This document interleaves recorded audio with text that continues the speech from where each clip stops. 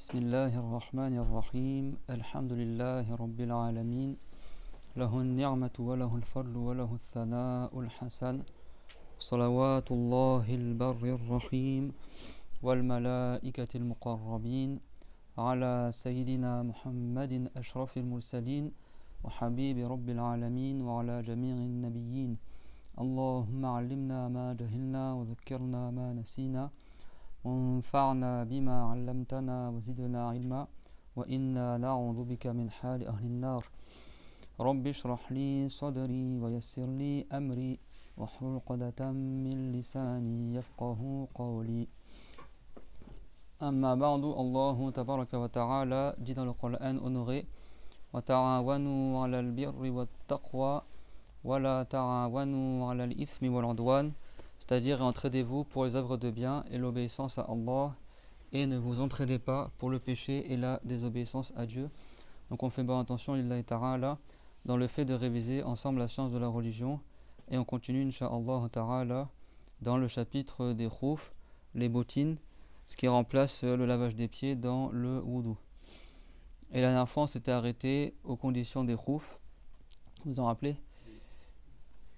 Et on avait cité que parmi les conditions, qu'est-ce qu'on avait dit pour que ça soit valable de frotter sur les khouf? Allez rapidement parce qu'on n'a pas beaucoup de temps.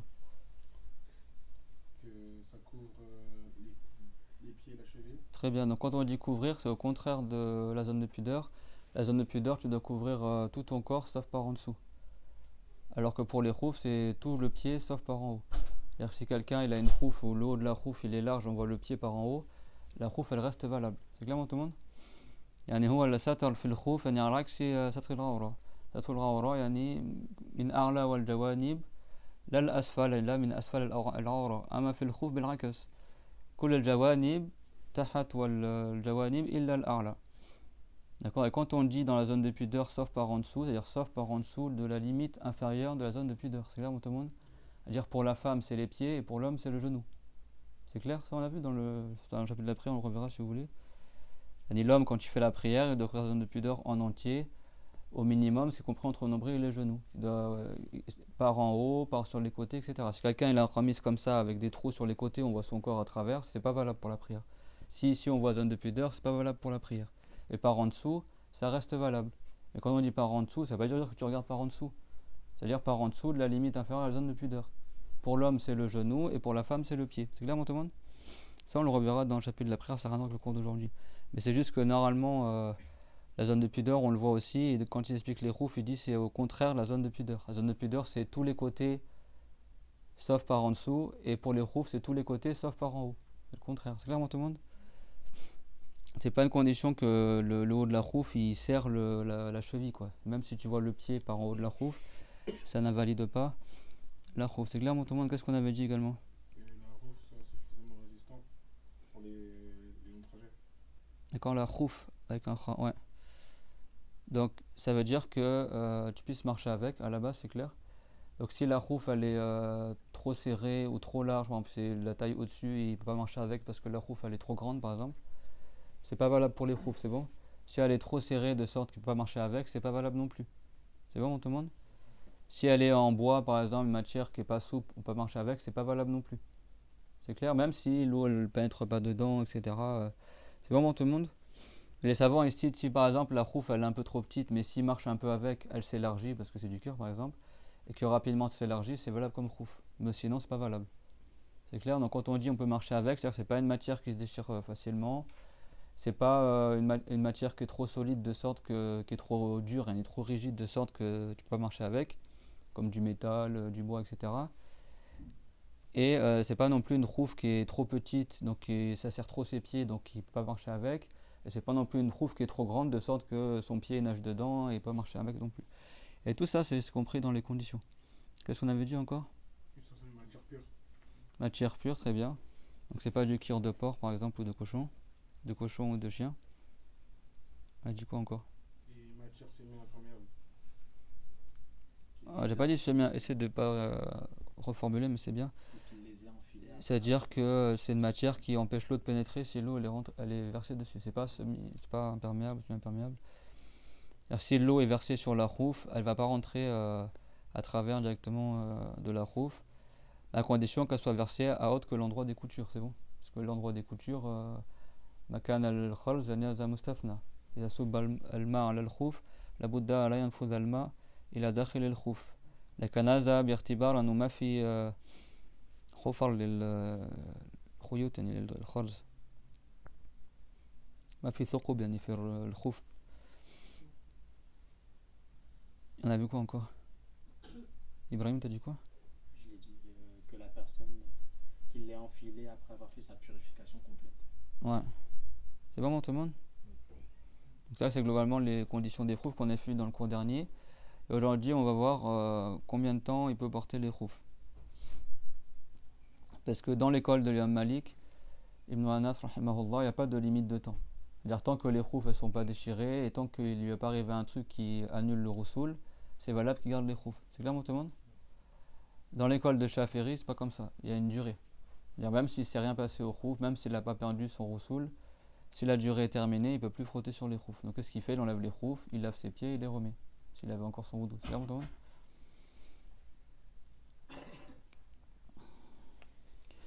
قال المؤلف رحمه الله: ويمسح المقيم يوما وليلة والمسافر 3 أيام ولياليهن. الشرح والأصل في ذلك حديث أبي بكر رضي الله تعالى عنه أن رسول الله صلى الله عليه وسلم أرخص للمسافر 3 أيام ولياليهن وللمقيم يوما وليلة إذا تطهر ولبس خفيه أن يمسح عليهما. رواه ابن خزيمة وابن حبان في صحيحيهما. قال الشافعي رحمه الله: إسناده صحيح. وقال البخاري حديث حسن. Donc les savants chafi'ites, ils disent que la personne, elle peut frotter sur les khoufs un jour et une nuit s'il n'est pas en voyage, et s'il est en voyage, c'est 3 jours avec leur nuit. C'est clair, tout le monde? C'est-à-dire quoi? Ça veut dire 24 heures pour un jour et une nuit et 72 heures pour 3 jours avec leur nuit. C'est clair? Donc si quelqu'un, par exemple, il commence à compter la durée à partir de la moitié du premier jour, on verra tout à l'heure à partir de quand on commence la durée. C'est clair, tout le monde? C'est pas à partir du moment où il met les khoufs, et c'est pas à partir du moment au début de... Il y a des détails qu'on verra tout à l'heure, Inch'Allah ta'ala, parce qu'il y a divergencé, donc je ne vais pas rentrer ça maintenant.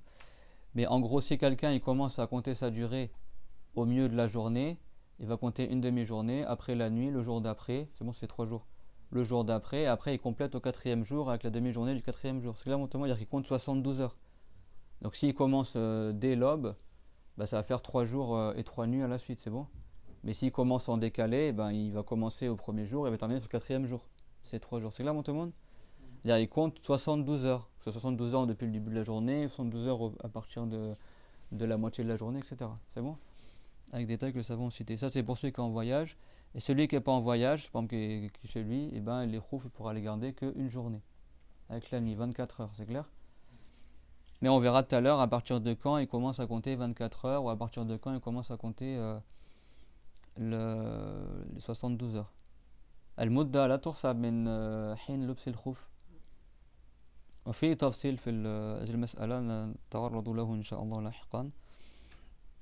Et donc le jugement par rapport à ça, c'est que à la base c'est tiré du hadith d'Abu Bakr, que Dieu l'agrée, que le messager de Allah sallallahu alayhi wa sallam a autorisé pour le voyageur 3 jours et 3 nuits, et pour celui qui n'est pas en voyage, 1 jour et une nuit, que s'ils ont fait leur wudu et qu'après ils ont mis les khoufs, ils peuvent frotter sur les khoufs. C'est-à-dire donc celui qui est résident, qui n'est pas en voyage, 1 jour et une nuit, donc c'est combien? 24 heures, c'est bon? Le taqsim al-yawm wal-layla ila 24 sa'a, هذا لم يؤلفه الأوروبيون، هذا العلماء المسلمون يعني قالوا بذلك. لكن ليس دائما الليل تكون 12 ساعة والنهار 12 ساعة. Le fait de diviser la journée en 24 heures, c'est pas un truc qui a été inventé par les Européens. Les savants musulmans, depuis des siècles, ils en parlent de ça. C'est clair, et en arabe, chaque heure de la journée, elle a un nom. C'est bon? 24 heures, il y a 24 portions. Après, en fonction de la durée du jour, ça change le minutage. Mais à la base, les 24 heures, ça existe en islam. Après, les Européens, ils ont repris le même principe. Donc ça, c'est pas à chaque fois que la journée elle fait 12 heures et la nuit elle fait 12 heures, ça dépend dans quelle saison tu es, etc. Mais la globalité des deux combinés, c'est 24 heures en tout. Des fois, c'est possible que la journée elle fait 5 heures et la nuit elle va faire par exemple plus que, plus que 12 heures. C'est clair, tout le monde? Mais les deux additionnés, ça fait 24 heures. Et 3 jours, ça fait 72 heures. Donc celui qui n'est pas en voyage, ويلحق بغير المسافر كذلك الذي سفره معصية أو الذي يعني كما نقول فيما بعد إن شاء الله أو الذي سفره قصير كذلك هذا يمسح مسح مقيم. Et quand on dit le voyage, c'est tous les cours sont en lien, mais c'est comme pour le cours de la prière du voyageur là, il faut que ce soit un voyage long. C'est-à-dire en voyage long, il y a plusieurs avis chez les chaférites. Soit c'est environ 45 km, soit c'est environ 80 km, soit c'est environ 134 km, c'est bon? Donc si quelqu'un il fait un voyage de 20 km, les roufs il les garde qu'un jour. C'est clair? Pareil, si quelqu'un il fait un voyage qui est haram, il voyage pour faire le péché, également, comme on a vu dans les cours précédents, Dieu n'autorise pas les roufs ou les rukhas pour le péché. Donc si quelqu'un il fait un voyage qui est haram, ni il a le droit de rassembler les prières, ni il a le droit de raccourcir les prières, ni il a le droit de frotter sur les roufs, ni il a le droit de ne pas jeûner, toutes les excuses que le voyageur il peut avoir, c'est pas valable quand son voyage il est haram. القاعدة تقول الرخص لا تناد بالمعصية فمن كان سفره حراما لا يجوز له أن يترك صيام رمضان مثلا في السفر لا يجوز له أن يقصر الصلوات الرباعية إلى ركعتين لا يجوز أن يجمع بين الصلوات لا يجوز أن يمسح على الخوف 3 أيام. Parce que le voyageur en islam il a plein de facilités, plein d'autorisations. S'il voyage pendant le Ramadan, durant son voyage, son trajet, il a le droit de ne pas jeûner s'il a envie. S'il est en voyage durant son trajet dans l'école de Shafiri, je parle, il a le droit de rassembler entre le Dhuhr et le Asr ou entre le Maghrib et le Isha. Il a le droit de prier la prière de 4 raka, 2 raka. Fait le Dhuhr, 2 raka, le Asr, 2 raka. C'est clairement tout le monde? Et ça, c'est dans l'école de Shafiri, parce que ça, c'est des sujets de divergence dans les écoles. Dans l'école d'Abu Hanifa, c'est obligatoire que tu raccourcisses la prière. Dans l'école de Shafiri, c'est sunna, c'est clair? Dans l'école d'Abu Hanifa, tu n'as pas le droit de rassembler entre les prières dans le voyage. Et dans l'école de Malik, c'est que pour certaines excuses autres que le voyage, mais qui sont dans le voyage. C'est clair? Donc chaque école a ses règles. C'est clair, tout le monde? Dans l'école d'Abu Hanifa, tu n'as pas le droit de faire la prière durant le voyage de 4 raka. Tu dois la faire 2 raka. C'est bon? Et tu n'as pas le droit de rassembler entre les prières chez Abu Hanifa. Sauf dans le voyage de Arafah à Muzdalifa, tu rassembles entre le Dhuhr et le Asr. Et de Muzdalifa à Mina, tu rassembles entre le Maghrib et le Isha, parce que c'est ça qui est rapporté du prophète dans le hadith. C'est clair? Chez les Malikites, si quelqu'un est dans une ville où sa femme habite, il n'est pas voyageur, même si lui il n'habite pas dans cette ville-là, même s'il est en voyage. C'est pour ça aussi, à la base, si quelqu'un il habite à Paris, il n'est pas voyageur à Paris. C'est clair? Tu n'es pas voyageur là où tu habites. C'est clairement tout le monde ça? Donc il y a des lois, ça on ne va pas voir maintenant, on verra ça quand on fera le chapitre de la prière. Quand on aura terminé le livre de la purification dans lequel on est à la fin du livre là, et ben on fera après le chapitre de la prière et on verra c'est quoi les lois de la prière de celui qui est en voyage. C'est clairement tout le monde? Et quand on parle de voyage long, c'est-à-dire c'est l'aller qui fait une longue distance. C'est pas tu additionnes l'aller, le retour, il faut que l'additionnement des deux ça fasse une longue distance. C'est clairement tout le monde ça? Et pareil, parmi les voyages où la personne n'a pas le droit de prendre les autorisations du voyageur, si le voyage, le gars il n'a pas d'objectif dans son voyage. Il voyage pour rien quoi. Il voyage pour voyager. Il n'a pas le droit d'utiliser les autorisations du voyageur. Ou si quelqu'un il voyage sans savoir où il va. C'est pareil aussi. C'est clairement tout le monde, il y a plein de lois que les gens ne connaissent pas. Si quelqu'un il fait exprès de se mettre en voyage juste pour être voyageur, ça compte pas. Au niveau d'autorisation, c'est clair, il est en voyage après, mais ça compte pas. C'est bon tout le monde ce que je dis ou pas? Donc les khoufs c'est en lien avec ce sujet-là.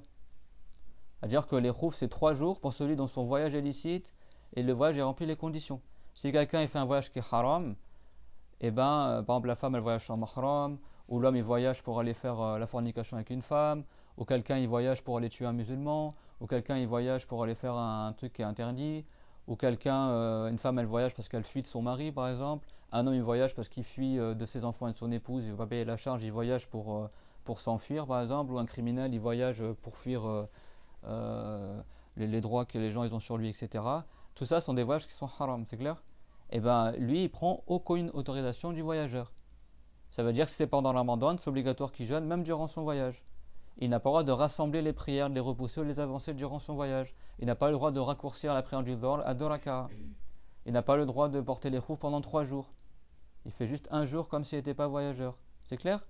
Toujours la règle qu'on a vue, c'est quoi? C'est que Dieu ne donne pas d'autorisation pour le haram, pour le péché.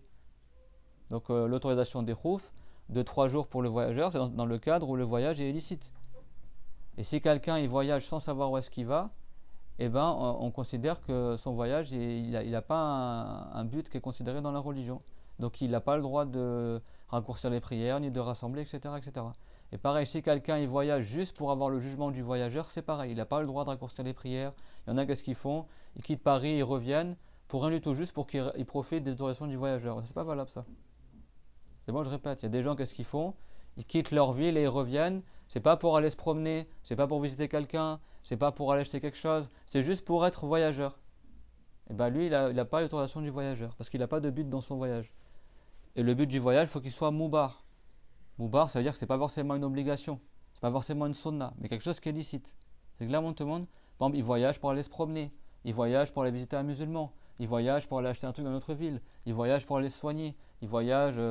faut qu'il y ait un but dans son voyage. Si quelqu'un il voyage juste pour pouvoir raccourcir ses prières, ben c'est pas valable.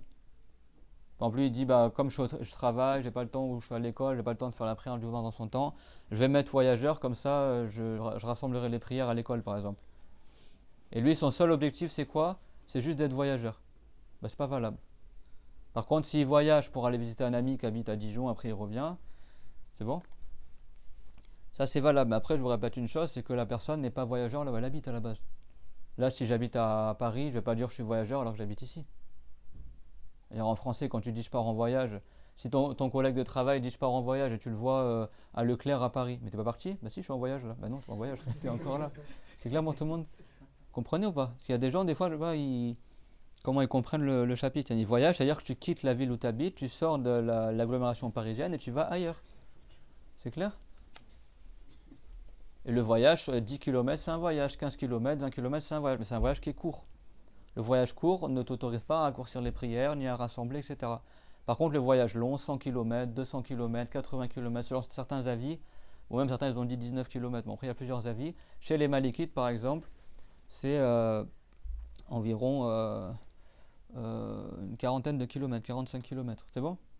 À la base c'est 16 farsakh, c'est tarachar farsakhon.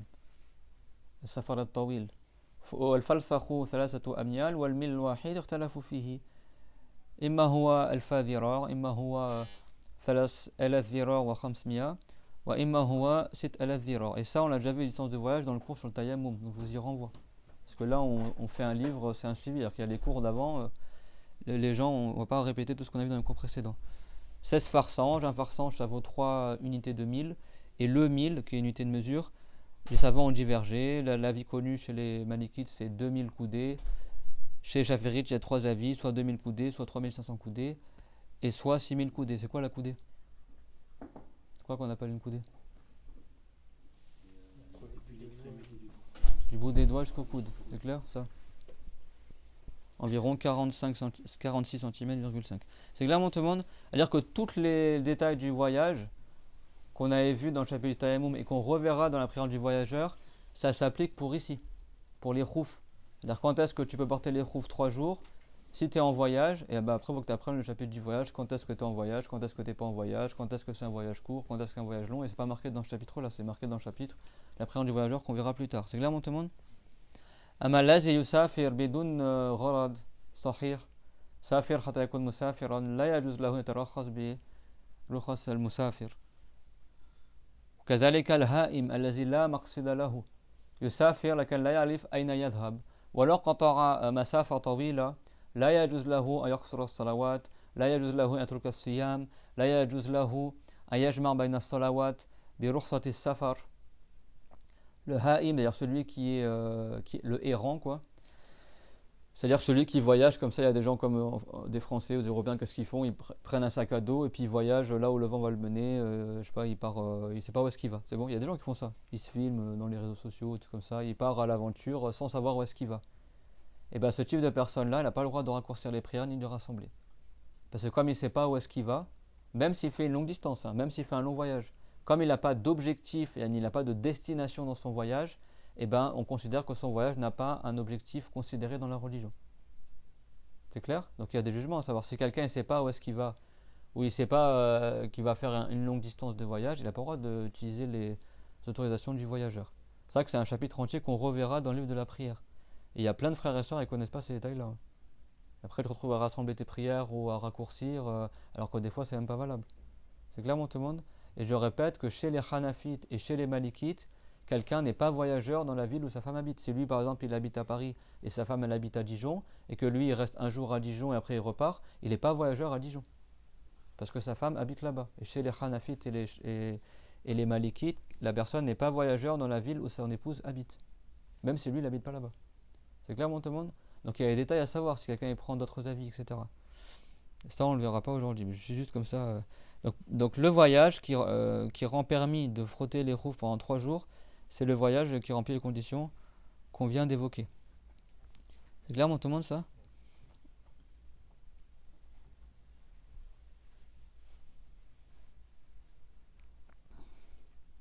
Donc c'est quoi la preuve de cela? C'est marqué dans le hadith que le prophète il a autorisé pour celui qui n'est pas voyageur de frotter sur les roues pendant un jour, et de celui qui est voyageur, pour celui qui est voyageur, de frotter sur les roues 3 jours à la suite.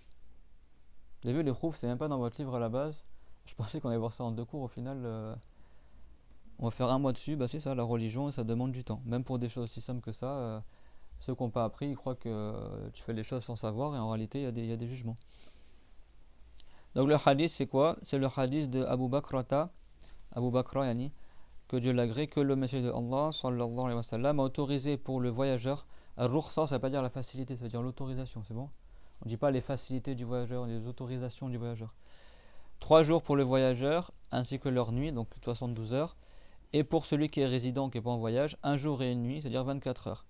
Si la personne a fait les ablutions avant de porter ses roufs, et qu'après il a porté les roufs, et il peut frotter sur ses roufs pendant 72 heures s'il est voyageur et 24 heures s'il n'est pas voyageur. Ça, c'est un hadith qui est rapporté par Ibn Khuzayma, par Ibn Hibban dans leur Sahih. Eux deux, chacun, ils ont fait un Sahih, Ibn Khuzayma et Ibn Hibban. Et Ash-Shafiri, il a dit que ce hadith-là, sa chaîne de transmission, elle est Sahih. Donc c'est un hadith qu'on prend en considération dans les jugements religieux du fiqh. Et Al-Bukhari, qui est un hafiz aussi, un mujtahid, il a dit que c'était un hadith Hassan. Donc le hadith, il est fort. Plusieurs mujtahid, ils l'ont considéré comme étant un hadith fiable, donc ils sont basés sur ça. Pourquoi je dis ça? Parce que chez les Malikites, il n'y a pas de durée. Donc peut-être que pour l'imam Malik, le hadith n'est pas confirmé, ou peut-être que lui, il n'a pas entendu parler de ce hadith. C'est clair, mon tout le monde? Parmi les causes de divergence, min asbab al-ikhtilaf bain al-mujtahidin, al-hadith qad la yablugh kull al-mujtahidin. فالذي لم يبلغه الحديث قد لا يعمل به. أو قد يكون السبب في الاختلاف أنه صح الحديث عند بعض المجتهدين ولم يصح عند آخرين. فهذا يؤدي إلى الخلاف بين المجتهدين. Parmi les causes qu'il y a des divergences entre les savants, c'est que des fois certains savants mujtahids ont entendu le hadith du prophète, ont reçu par transmission, et d'autres savants ils n'ont pas entendu parler de ce hadith. Donc chacun il a fait en fonction de ce qu'il sait dans la religion. Ou alors les deux ils ont entendu le hadith, mais pour ce savant-là le hadith il est fort, et pour l'autre mujtahid il considère que ce hadith-là n'était pas suffisamment fort pour être pris comme argument. C'est pour ça que des fois tu trouves, quand on avait parlé chez les... Mustafa il n'est pas là aujourd'hui, mais on avait parlé... quand on avait parlé du gain jureur par rapport à l'avis des Hanafites, là, qu'ils sont basés sur des hadiths, que chez Abu Hanifa, dans l'école des Hanafites, c'est des hadiths fiables, alors que chez les Shafirites, ils considèrent que c'est pas fiable. C'est bon? Donc c'est ça des fois qui mène à la divergence, parce que les hadiths font pas forcément l'unanimité au niveau de leur fiabilité. Ce hadith-là, Al-Bukhari l'a jugé Hassan, donc il est fort, et Al-Shafiri l'a jugé Sahih. Et comme ils ont dit tous les mujtahid, إذا صح الحديث فهو مذهبي. Si le hadith il est sahih, alors c'est mon école. Mais si pour le mujtahid, le hadith il n'est pas sahih, il ne va pas l'appliquer. فعند الشافعي صح الحديث فعمل به. أما عند المالكية لا يقيدون لبس الخفين بمدة معينة. عندهم شخص يستطيع أن يلبس الخفين بغير تقييد بمدة إلا إذا أجنب أو حصل له ما يوجب الغسل أو تمزق الخف مثلا خرج عن صلاحيته. Chez les Malikites, soit la khouf elle s'est déchirée par exemple, elle remplit plus les conditions des khouf, ou alors lui est arrivé quelque chose qui annule le ghusl. Par exemple la femme, elle a les menstrues qui sont arrivées, ou l'homme il a fait le rapport intime par exemple, ou son mani il est sorti. Le sperme quand il sort, ou le rapport sexuel, choses comme ça, c'est ce qui annule le ghusl. Ça, Shafiri et chez les Malik, ça annule les khouf aussi. Tu fais le ghusl et après tu remets les khouf. Chez les Malikides, il n'y a que ça qui annule les khouf. Soit la khouf elle est déchirée ou elle est plus valable, ou soit il lui arrivait quelque chose qui annule le ghusl. Mais chez les Malikites, il n'y a pas de durée limite, quoi. Même s'il porte les khouf pendant 4 jours, 5 jours, tant qu'il ne lui arrive pas une des deux choses qu'on a citées, il peut continuer à porter les khouf. Nous, on se base sur qui? Sur le hadith qu'on a mentionné, qui dit que celui qui n'est pas voyageur, c'est juste un jour, et celui qui est en voyage, c'est 3 jours. 3 jours et leur nuit, c'est-à-dire que c'est pas juste un jour pile l'année. C'est-à-dire il complète à 24 heures pour celui qui n'est pas voyageur, et il complète à 72 heures pour celui qui est en voyage. Tout le monde a compris ou pas? C'est-à-dire que si par exemple la durée, elle commence aujourd'hui à midi, et qu'il doit juste frotter pendant un jour, ça terminera demain à midi. Il compte 24 heures. Même si c'est pas un jour, et si ça fait une demi-journée, plus la nuit, plus une demi-journée. C'est clair, mon tout le monde? Et après, il y a des détails qu'on ne va pas citer dedans, mais globalement, c'est ça. Le 24 heures pour celui qui est muqim et qui est résident, qui n'est pas voyageur, et 72 heures pour celui qui est en voyage. وعن صفوان ابن عسال رضي الله عنه أنه قال كان رسول الله صلى الله عليه وسلم صلى الله تعالى عليه وسلم يأمرنا إذا كنا سفرا يعني مسافرين أن لا ننزع خفافنا 3 أيام ولياليهن إلا من جنابة ولكن من بول أو غائط أو نوم فلا. رواه النسائي وقال البخاري إنه أصح حديث في التوقيت يعني توقيت الخف. ماذا قال؟ شو قال؟ قال إذا كنا سفرا مسافرين لا ننزع خفافنا الخف يعني 3 أيام ولياليهن إلا من جنابة، فأفهم أن الجنابة تبطل المسح على الخف. أما إذا كان من بول أو غائط أو نوم يعني مما يبطل الوضوء غير ما يبطل الغسل فلا يقطع المدة يعني. Et également c'est rapporté de Safwan, le compagnon Safwan, fils de Rassal, que Dieu l'agrée, qu'il a dit: le messager de Allah sallallahu alayhi wa sallam nous ordonnait lorsque nous étions voyageurs de ne pas enlever nos khouf pendant 3 jours et 3 nuits. C'est bon ce qu'on a dit tout à l'heure. Sauf si on est junub, sauf si on a une janaba. C'est-à-dire sauf si quelqu'un en dormant, son mani il est sorti, sa semence elle est sortie, ou il a fait le rapport avec son épouse, ou la femme a eu les menstrues, ou les lochis, le sang qui est après l'accouchement.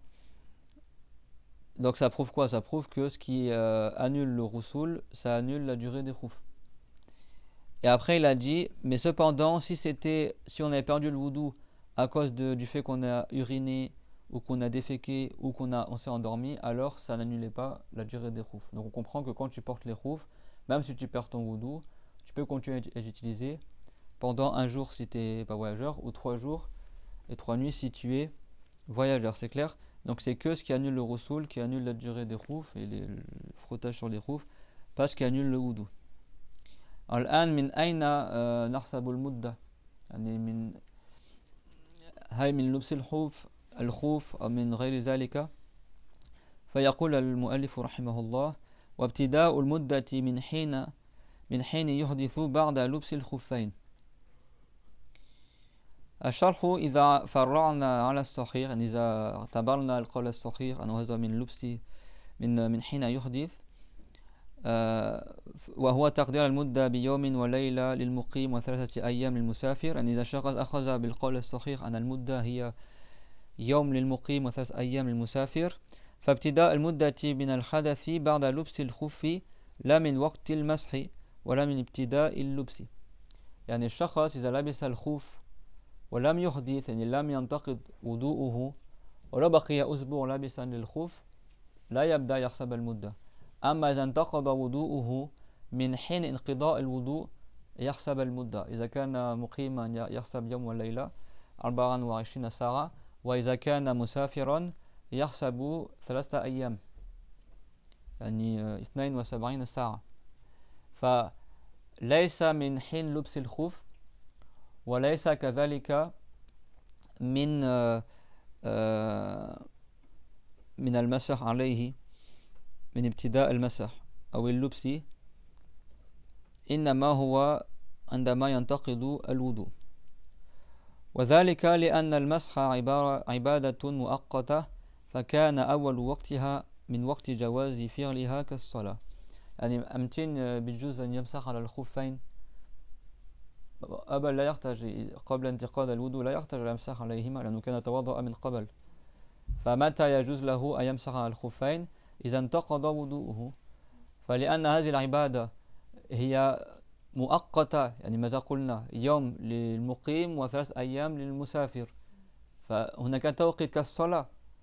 الظهر يبدأ من ميل الشمس يمس السماء، المغرب من غروب الشمس إلى غير ذلك. فالصلاة لا يصلي وهو الوقت لم يدخل، وكذلك لا يمسح وهو الوقت لم يدخل بعد. متى يدخل وقت المسح؟ إذا انتقض الوضوء. لأنه من انتقاد الوضوء هنا يجوز له مع ذلك أن يمسح على الخفين بدل أن يغسل الرجلين إذا أراد أن يجدد وضوءه وهو لابس للخفين. مفهوم؟ وفي تفصيل آخر إن شاء الله نتعرض له بعد قليل. Donc l'auteur il a dit, maintenant on va voir à partir de quand il commence à compter 24 heures ou 3 jours. C'est clair tout le monde? Prenez des notes parce que sinon vous allez oublier. Donc les savants ils disent que le début de la durée des khouf, jusqu'à quand il peut frotter sur les khouf pour remplacer le lavage des pieds dans le wudu. Je répète, les khouf, ceux qui n'étaient pas là, les khouf, à quoi ça sert ici dans ce cadre-là? Si quelqu'un il a fait le wudu entièrement, après il a mis des khouf, des bottines qui couvrent l'ensemble du pied. Les khouf, on les porte des fois en hiver, là comme maintenant il y en a ça, d'accord? C'est bon, c'est en cuir, ça couvre le pied et la cheville. Ça, si quelqu'un il fait le wudu entièrement et après il met ça au pied et les garde au pied, et après il perd son wudu, s'il veut refaire le wudu, il refait le wudu normalement, les ablutions pour la prière, et au lieu de laver ses pieds, il frotte juste avec sa main mouillée sur les khouf. C'est bon? Ça, les khouf, c'est clair tout le monde? Taïb. Mais ces khouf là, pour qu'il puisse frotter au lieu de laver les pieds, s'il n'est pas en voyage, il peut faire ça pendant 24 heures. S'il est en voyage, il peut faire ça pendant 3 jours, 72 heures. Mais à partir de quand il compte les 24 heures ou les 72 heures? C'est pas à partir du moment où il a mis les khouf. C'est clair? C'est à partir du moment où il perd son wudu après avoir mis les khouf. Par exemple, s'il a mis les khouf, il a fait le wudu maintenant, il met ses khouf et il perd pas son wudu jusqu'à minuit par exemple. Bah, toute cette durée-là, il la compte pas dans les 24 heures. C'est bon? Si à minuit il perd son wudu, bah, il va compter 24 heures à partir de minuit s'il n'est pas en voyage. C'est clair tout le monde? Si par exemple il fait nuit blanche, il dort pas, il perd pas son wudu, il s'endort assis par exemple, et il perd son wudu demain à midi, il va commencer à compter 24 heures demain à midi, pas à partir d'aujourd'hui. Et même s'il reste plusieurs jours comme ça sans perdre son wudu, ben, il commence pas à compter la durée. C'est clair? Parce que la durée elle commence à quand? À partir du moment où il a perdu son wudu. Pourquoi?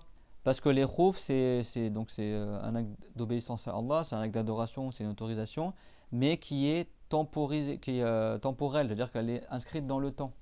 Elle a un temps précis. Son temps c'est 24 heures. En fait, tu as 24 heures d'utilisation en fait, des khouf pour celui qui n'est pas en voyage et 72 heures pour celui qui est voyageur. Donc il y a une durée précise, comme pour la prière. Quand tu veux faire le dhuhr, à partir de quand il commence le dhuhr? Quand le soleil quitte le milieu du ciel. À partir de quand il commence le temps du maghreb? Là c'est bientôt le maghreb. Quand le soleil s'est entièrement couché à l'horizon. Ouest, c'est bon? Donc tu vas pas faire le maghreb maintenant alors que tu as encore entendu Asr. Ben, c'est pareil, tu vas pas commencer à frotter sur les khouf pour remplacer le lavage des pieds alors que tu n'as pas perdu tes ablutions. Ça n'a pas de sens. Parce que les ablutions, tu les as faites entièrement avant de mettre tes khouf. Donc tes pieds sont déjà lavés, donc tu vas pas frotter pour rien. Par contre, à partir du moment où tu perds tes ablutions et tu portais tes khouf, ben là il commence le temps de pouvoir frotter sur les khouf. Donc à partir de ce moment-là, tu comptes 24 heures si tu n'es pas en voyage et 72 heures si tu es en voyage. 24 heures, ça veut dire un jour et une nuit. Un jour, ça veut dire la journée, quand il fait jour, c'est bon? Et la nuit, quand il fait nuit. C'est ça à la base. D'ailleurs, en français, on dit midi et minuit. Di en français, ça veut dire le jour, en latin. C'est bon? Et donc, midi, ça veut dire la moitié de la journée. Et minuit, la moitié de la nuit. C'est clair? Di en latin, ça veut dire, ça donne le mot dias aussi en espagnol, ça veut dire le jour. C'est bon? Le jour ou la lumière.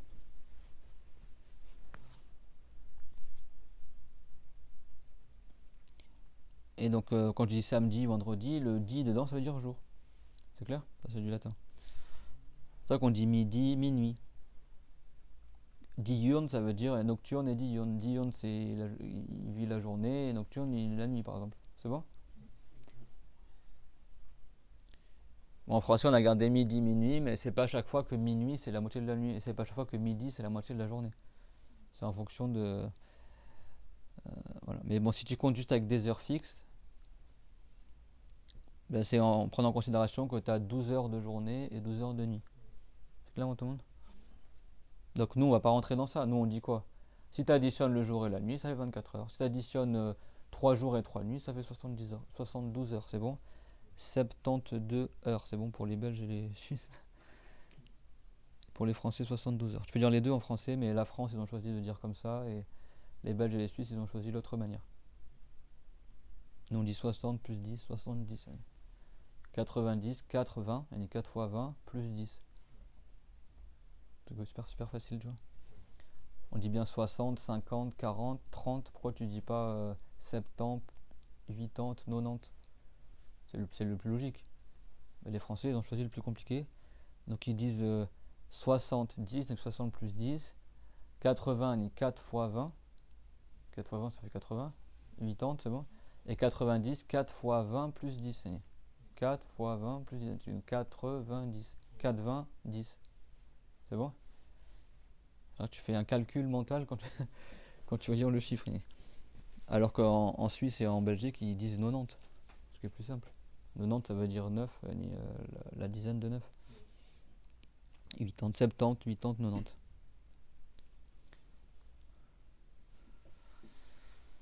On ferme la parenthèse. C'est clairement tout le monde ça?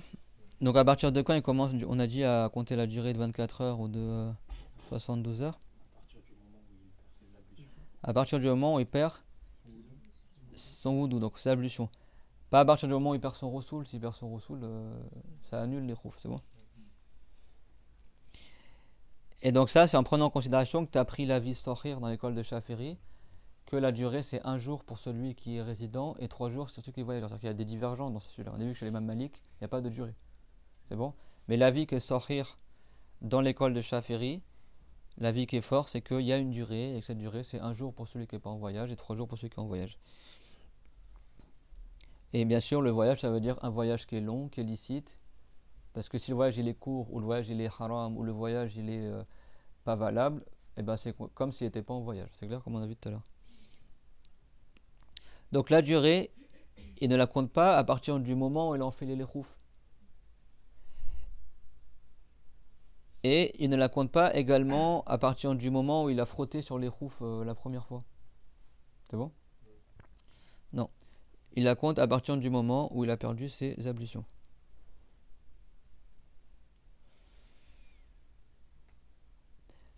Alors, عند الشافعية في قولان، هناك قولان عند الشافعية. بعضهم يقول لا يحسب من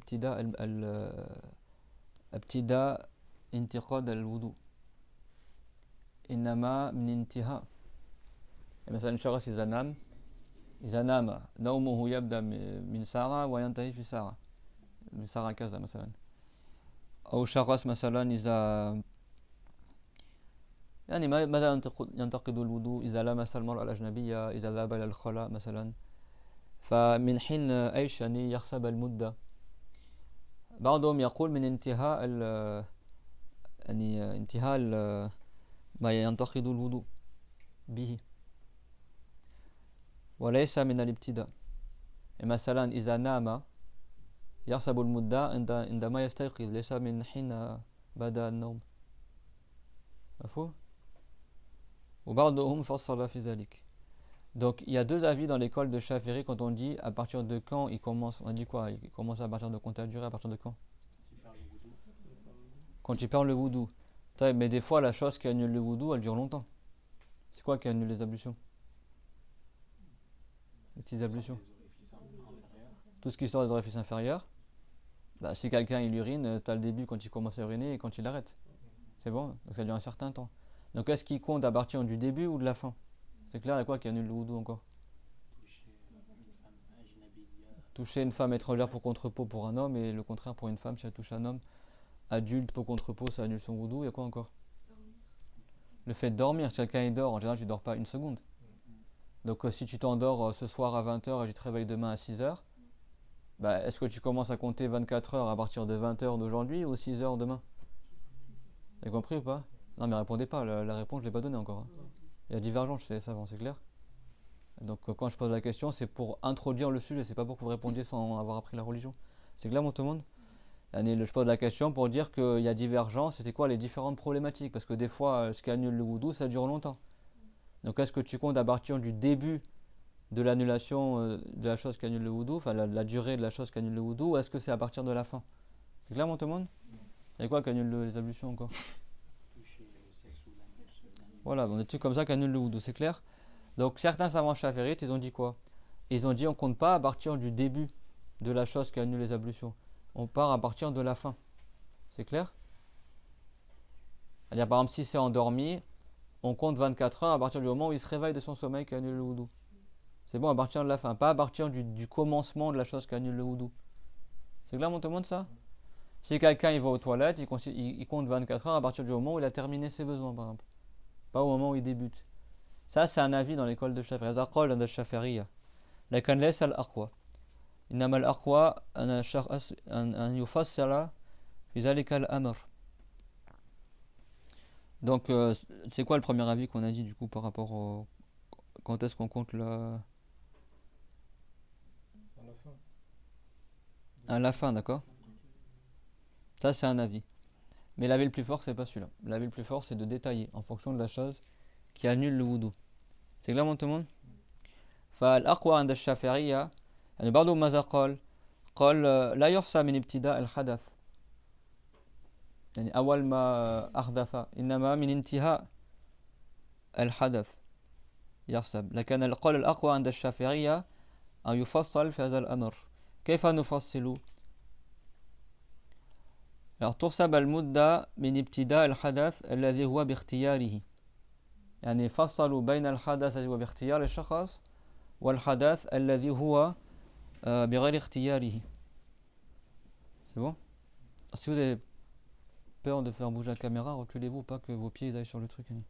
Parce qu'il y a des gens qui suivent en même temps aussi dans la vidéo. Donc l'avis le plus fort dans l'école de Shafi'i, c'est qu'on regarde, est-ce que lui, il a fait quelque chose de volontaire pour annuler ses ablutions, ou est-ce que c'était involontaire? C'est clair, mon tout le monde? Et donc en fonction du cas de figure, soit il commence à compter la durée au début du hadas, la chose qui annule le wudu, ou soit il commence à compter à la fin du hadas. C'est clair? Pour le sommeil, est-ce qu'il compte au moment où il commence à s'endormir, ou est-ce qu'il compte lorsqu'il se réveille? Ça, c'est une question. Parce que non, mais répondez pas. J'ai toujours pas donné le jugement. C'est clair, mon tout le monde? Le réveil, c'est compté comme quelque chose de volontaire ou involontaire? Les savants, ils le comptent comme quelque chose de volontaire, hein.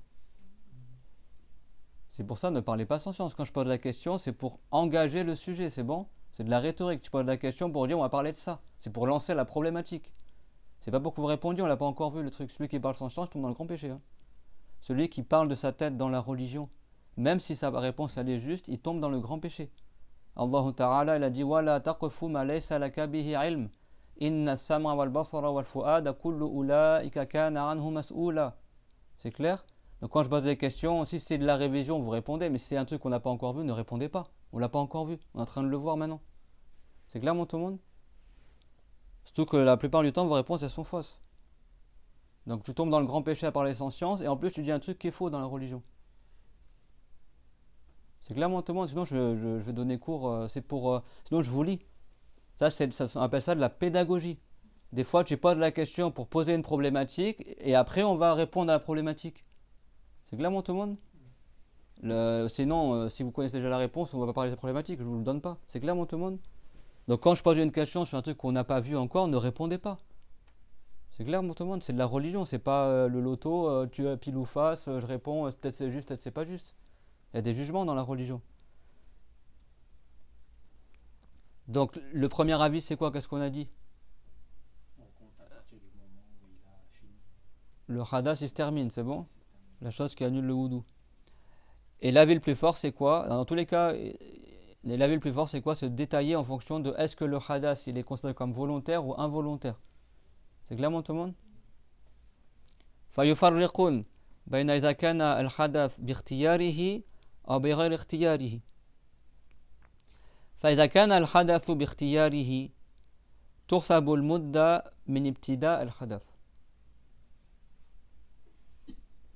Donc les savants ils disent si le hadath, c'est une annulation du wudu, elle est faite par quelque chose de volontaire, c'est bon, et c'est lui qui maîtrise cette chose-là, c'est qui choisit d'annuler son wudu, et bien dans ce cas-là, on va compter la durée des khouf à partir du moment où son wudu a été annulé. C'est-à-dire à partir du moment où le début du hadath. C'est clair, mon tout le monde? Parce que si quelqu'un il dort 12 heures, 12 heures sur 24 heures, ça fait la moitié. Hein. Donc est-ce que tu comptes 24 heures au début des 12 heures de sommeil ou à la fin des 12 heures de sommeil? Vous avez vu ou pas? Ça change la donne. Et après, comment tu vas faire pour savoir à partir de quand je compte les khouf? Donc si le hadath il est volontaire, à partir de quand tu commences à compter la durée? À partir du début du hadath. C'est clair? C'est quoi les exemples de hadath volontaire? Mahia amselat. Pareil, c'est une question, c'est bon, pédagogique. C'est bon, c'est pas une question pour vous répondre. À partir de quand? Parce que sinon, si je lis, vous allez tous vous endormir. Exprès, les questions, c'est pour vous stimuler l'assemblée. C'est pas pour que vous répondiez, mais c'est pour que vous soyez dans le cours de fiqh. من أين من متى يحسب المدة؟ إذا كان الحدث اختياريا فهنا يحسب من ابتداء الحدث. ما هي أمثلة الحدث الاختياري؟ مثلا باختياره كالنوم مثلا. النوم يختبر أنه أحدث باختياره، فهنا يحسب المدة من حين نام. ولمس الأجنبية، إذا شخص مسح أجنبية مثلا صافح زوجته أجنبية مراد يعني امرأة يستطيع أن يتزوج بها، ليس المراد أنه هي إنجليزية يعني المراد الأجنبية ليست أمه ليست أخته. إذا واحد صافح أو نام يعني مسح يعني مس أجنبية ساعة مثلا، هل هذه الساعة تدخل في المدة ولا تدخل في المدة؟ هل تحسب المدة من أول ما مسحها أول ما مسح عفوا تعبت سبحان الله أو عندما ينتهي من المس؟ فهنا لأنه باختياره يبدأ المدة من أول ما يحصل الحدث. ومن آخر الحدث الذي ليس باختياره كخروج الخارج والجنود. أما شخص إذا أحدث بغير اختياره مثلا ذهب إلى الخلاء أو جنة فهنا تحسب المدة من انتهاء الحدث. وعلى قول من يقول أنه لا يوجد تفصيل تحسب المدة في النوم بعد النوم، عندما يستيقظ يبدأ يحسب المدة. أما عندما نفصل النوم يعتبرونه حدثا باختياره، فمن أين يحسب المدة إذا نام؟ من أول النوم. فإذا نام 12 ساعة يحسبهن من المدة تلك الساعات التي كان نائما فيها. Donc les savants, l'avis le plus fort dans l'école de Shafi'i, c'est de détailler. Est-ce que son annulation du wudu était volontaire ou involontaire? Si c'est volontaire, qu'est-ce qu'on a dit? C'est qu'à noter. On compte à partir du moment où le wudu a été annulé. On compte à partir du début du hadath. C'est clair? C'est quoi un exemple de chose volontaire? Comme le sommeil et le fait de toucher une femme étrangère. Quand on dit une femme étrangère, ça ne veut pas dire qu'elle est turque ou russe, ou ça veut dire une femme qui n'est pas une proche parente. Non, mais je dis ça parce qu'en arabe, ajnabi, ça veut dire janib, ceux qui ne sont pas arabes, c'est bon? On comprend ça aussi. Ici, étrangère au cercle familial, ça veut dire c'est pas sa mère, c'est pas sa soeur, c'est pas sa grand-mère, c'est pas ta tante. C'est bon? Parce que le fait de les toucher, ça annule pas le wudu. Mais si quelqu'un il a touché une femme peau contre peau, bah, comme c'est volontaire, À partir du moment où il l'a touché, il compte 24 heures, c'est bon, ou 3 jours si c'est 72 heures s'il est en voyage. C'est clair, mon tout le monde? Et pareil, s'il dort, on considère que le sommeil c'est volontaire, donc il compte les 24 heures à partir du moment où il s'est endormi. C'est clair, mon tout le monde? Et si son hadath n'était pas volontaire, dans ce cas-là, tu vas commencer à compter la durée à partir de la fin du hadath. Alors, qu'est-ce qu'il cite comme hadath qui n'est pas volontaire? Comme par exemple, s'il va aux toilettes, il y a de l'urine qui sort, chose comme ça. C'est bon? Ou si quelqu'un il devient fou. Donc, si quelqu'un il perd la raison, il a émis les khouf et après il est devenu fou, par exemple, et bien, à partir de quand il va compter 24 heures? À partir du moment où il retrouve la raison. C'est bon? Pas à partir du moment, à l'heure où il est devenu fou. C'est bon parce que la folie annule les ablutions. Perdre la conscience par le sommeil, la folie ou tel que cela, ou la crise d'épilepsie annule les ablutions. Si quelqu'un s'évanouit, ça annule son wudu. Et c'est recommandé de faire le roussoul. Mais c'est obligatoire de faire les ablutions. Donc si quelqu'un devient fou, son wudu est annulé. Donc si il veut faire la prière après avoir retrouvé la raison, il peut faire son wudu et après il frotte sur les khouf. Mais du coup, il va compter 24 heures à partir de quand? Est-ce que c'est à partir du moment où il est devenu fou ou à partir du moment où sa folie s'est arrêtée? Quand ça s'est arrêté, parce que la folie c'est involontaire. C'est bon? Dans le cas où c'est involontaire, bien sûr. C'est clair, mon tout le monde? Donc c'est qui me répète les deux cas de figure. Ceux qu'on détaillé. À partir de quand tu comptes la durée? Mais l'Arabie, il y a ceux qui sont francophones, je vous laisse réfléchir un petit peu. Et ceux qui sont arabophones, vous répondez maintenant. Mais Aina Yarsab al-Mudda. كيف يكون التفصيل؟ إذا كان باختياره أو إذا كان باختياره نعم تحسب من أول الحدث نعم. شو المثال في النوم النوم؟ أو لمس أجنبي نعم. وإذا كان بغير اختياره تحسب من آخر الحدث مثال الجنون الجنون أو خروج الخارج خرج منه بول غائط. Alors en français. Et si c'est volontaire, on compte à partir. Alors il faut préciser dans les réponses, c'est bon? Si c'est quoi qui est volontaire, c'est bon? C'est clair, mon tout le monde? Ça c'est pour tout le monde. Parce que si demain tu vas être enseignant, si c'est volontaire, c'est quoi qui est volontaire, qui est involontaire? Les khouf, c'est bon? Donc si le hadath il est volontaire, c'est le hadath qui est volontaire. Si l'annulation du wudu elle est volontaire ou involontaire, c'est clair, mon tout le monde? C'est ça qui est mentionné. Donc vas-y, Ibrahim, redis. Donc si le hadath il est volontaire, on compte à partir du début du hadath. Très bien. C'est quoi l'exemple qu'on a cité? Par exemple, si quelqu'un il s'endort, Quelqu'un s'endort et et qu'il toucher une femme ajnabiya, et pour une femme c'est toucher un homme, c'est bon? Et une petite parenthèse, dans l'école de Shaferi, la femme ajnabiya, c'est-à-dire la femme avec qui tu as le droit de te marier. Ton épouse, tu as le droit de te marier avec elle, vu que tu es marié avec elle, c'est bon? Et bien si tu la touches pour contrepoids, ça annule tes ablutions dans l'école de Shaferi. Donc c'est pas que la femme étrangère, c'est pas forcément la femme que tu connais pas, quoi. C'est la femme avec qui tu pourrais te marier. L'épouse n'est pas une mahram. Même si elle t'est licite, elle n'a pas le même jugement que ta mère ou ta soeur ou chose comme ça. Donc si tu touches ta femme, ou la femme elle touche son mari pour contrepoids, ses ablutions sont annulées. C'est bon? Dans l'école de Shafiri. Dans l'école de la Malik, c'est que s'il a ressenti le désir, ou recherché le désir, ou trouvé le désir, c'est bon? Et chez les Malikites, même s'il touche les cheveux, la dent ou l'ongle, ça annule le wudu, même à travers l'habit. S'il a ressenti le désir, ou recherché le désir, ou trouvé le désir, c'est bon? Parce que des fois, tu n'as pas envie de rechercher le désir, mais quand tu as touché, tu as ressenti le désir. Chez les Malikites, ça annule. Dans l'école de Shafiri, si tu touches à travers l'habit, ça annule pas. Si tu touches les cheveux, ça annule pas le wudu. Si tu touches la dent ou l'ongle, ça annule pas. Mais par contre, si tu touches la peau directement, du sexe opposé, d'une personne adulte, ça annule que tu aies ressenti du désir ou pas, que tu aies recherché du désir ou pas, que tu aies trouvé du désir ou pas. Chez les Shafirites, dans l'absolu, ça annule. Si c'est une femme avec qui tu pourrais te marier, même si elle a l'âge de ta mère. C'est-à-dire une femme étrangère qui n'est pas ta mère, ni ta soeur, ni ta tante, ni ta grand-mère, qui n'est pas une femme avec qui il est interdit de te marier. C'est pas ta mère de lait, c'est pas ta belle-mère, la femme de ton épouse, etc. C'est bon, donc ça, si quelqu'un y touche tel que ça annule son wudu. Comme c'est volontaire, donc il commence à compter la période de frottage des khouf à partir du moment où son wudu est annulé. Et après, c'est quoi le deuxième détail, Ibrahim? Si le hadath il est involontaire, on comptera à partir de la fin du hadath. Très bien. Exemple? Par Donc c'est qui t'as noté le don ou pas? Comme devenir fou. Perdre la raison. Comme la folie, ouais.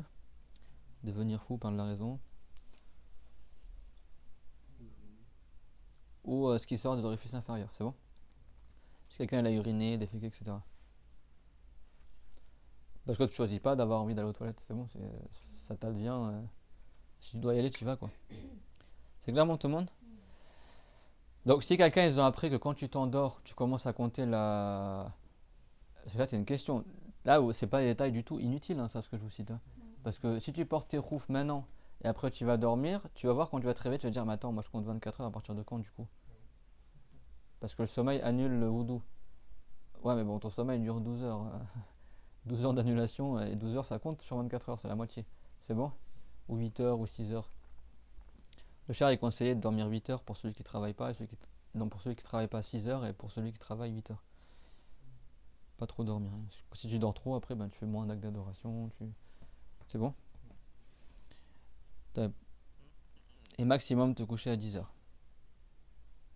Le mieux c'est de se coucher après le Risha. C'est là où le sommeil est le plus réparateur. Juste après le Risha, tu t'endors, t'as rien à faire.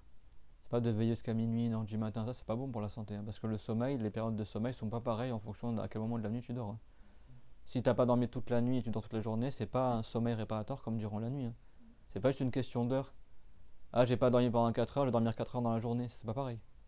Et le sommeil au début de la nuit est beaucoup plus réparateur et efficace que le sommeil en fin de nuit. Si tu dors 4 heures juste après le Risha, tu vas te réveiller à minuit comme si tu as dormi toute la nuit, alors que tu as juste dormi 4 heures. Par contre, tu dors 4 heures à la fin de la nuit, tu as encore sommeil quand tu te réveilles. Donc le meilleur sommeil, c'est le sommeil juste après le Risha. C'est comme ça qu'il faisait le prophète. Et c'est comme ça qu'il faisait en Europe aussi avant qu'il y ait l'électricité. Le soir, ils se couchent, ils vont se coucher, et après les gens, ils se levaient au milieu de la nuit. Les Français, avant, en Europe, ils séparaient la nuit en deux. Ils dormaient après le coucher du soleil, et durant la nuit, après, ils se réveillaient, ils discutaient, ou il y en a, ils faisaient des trucs... et après, ils se rendormaient, comme les musulmans. C'est bon? En islam, la sunna, c'est quoi? Tu dors tôt, et après, tu te réveilles durant la nuit, tu fais des prières, tu invoques Allah, des doras, etc. Bah ça, si tu te couches à 3h du matin, tu vas pas le faire. Tu vas te réveiller à 10h ou à midi. Tu auras manqué ça, d'accord? Donc le mieux, c'est de dormir juste après le Risha, et après, tu te réveilles durant la nuit. Et le sommeil au début de la nuit, vous allez tester, vous allez voir, ça n'a rien à voir. Tous les jeunes, je vous dis ça, parce qu'à Paris, c'est un peu la mode chez les frères et sœurs. Je couche à 3h du matin, 4h du matin, et c'est déconseillé de parler après le Risha s'il n'y a pas besoin. Et souvent, les gens ils tombent dans les pieds de la langue en discutant la nuit, tard.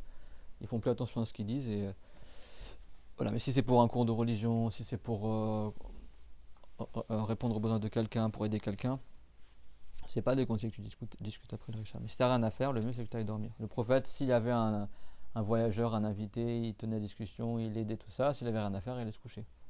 Et après, il se réveillait la nuit, il faisait des prières sunna, après il se rendormait, après il se réveillait, il faisait des prières sunna, après il se rendormait, après il se réveillait avant le soubor, il faisait la sunna du soubor, après il priait le soubor en assemblée. Il se réveillait et s'endormait plusieurs fois dans la nuit. Et surtout le dernier tiers de la nuit, c'est un temps très bien pour faire des invocations, pour faire des prières sunna, etc. C'est clairement tout le monde. Donc, selon l'avis que dans l'absolu, tu comptes la durée à la fin du hadath, c'est le premier avis qu'on a cité, bah celui qui s'est endormi, il commence à compter la durée une fois qu'il se réveille de son sommeil. C'est bon? Mais selon l'avis où tu détailles, est-ce que le hadath il est volontaire ou involontaire, pour le sommeil, tu comptes à partir du moment où il s'est endormi. C'est clairement tout le monde? À partir de quelle heure il a dormi, quoi. Tu choisis l'avis que tu veux. C'est quoi l'avis le plus fort entre les deux? Le deuxième. Le deuxième, c'est-à-dire C'est-à-dire si le hadith il est le détail, ouais, c'est bon.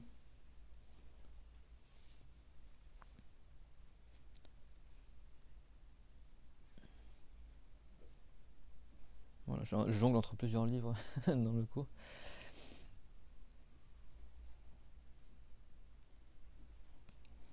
La faux mal kalam, tout le monde a compris pour la durée?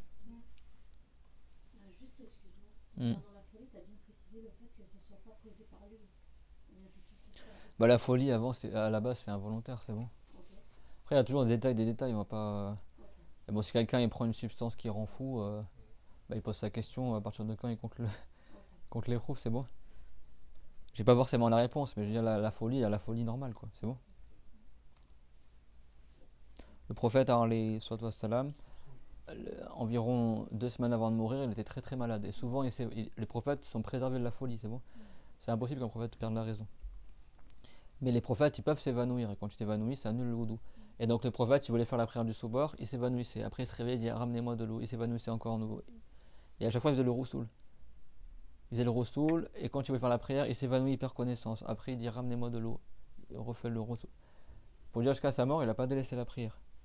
Là, il n'est même pas sorti à la mosquée pour faire la prière du soubor. Il est décédé après la prière du soubor, le prophète, la matinée du lundi 12 de l'Ambir al-Awwal. C'est bon?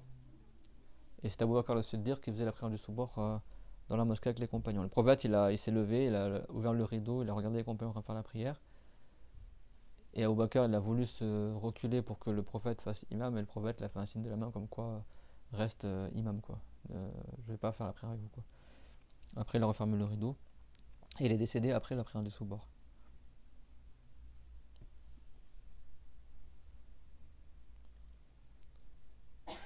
La matinée, quoi. Temps d'Addoha, quoi. Donc, le prophète demandait de l'eau pour le roussoul. Ça veut pas dire que si tu t'évanouis, tu dois faire le roussoul. Mais c'est sunnah de faire le roussoul quand tu t'évanouis. C'est clair? À la base, l'évanouissement, ça annule juste les petites ablutions, pas les grandes ablutions. Donc si quelqu'un, la folie c'est comme l'évanouissement, tu t'es plus conscient en fait, c'est bon. Sauf que la folie, tu perds la raison. Les prophètes, même quand ils dorment, ils perdent pas la raison. Les prophètes, ils restent conscients, même quand ils dorment, leur cœur il dort pas, parce qu'ils reçoivent la révélation pendant qu'ils dorment. Anbiya hatta fi an-nawm la yarib al-wari anhum.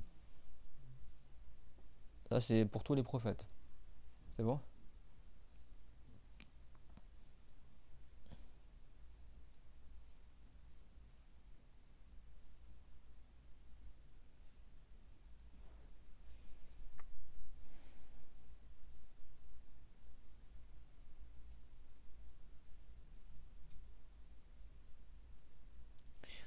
واعلم أن المسافر إنما يمسح 3 أيام إذا كان سفره طويلا فإن قصر مسح يوما وليلة طويلا 16 فلسخا ويشترط أيضا هذا مر معنا قبل في مقدمة الدرس ويشترط أيضا أن لا يكون سفره معصية يعني نفس السفر معصية ليس هو عصى في سفره يعني إذا كان سفره مباحا لكن هو عمل معصية ضمن سفره هذا لا ينافي الذي ذكرناه الآن.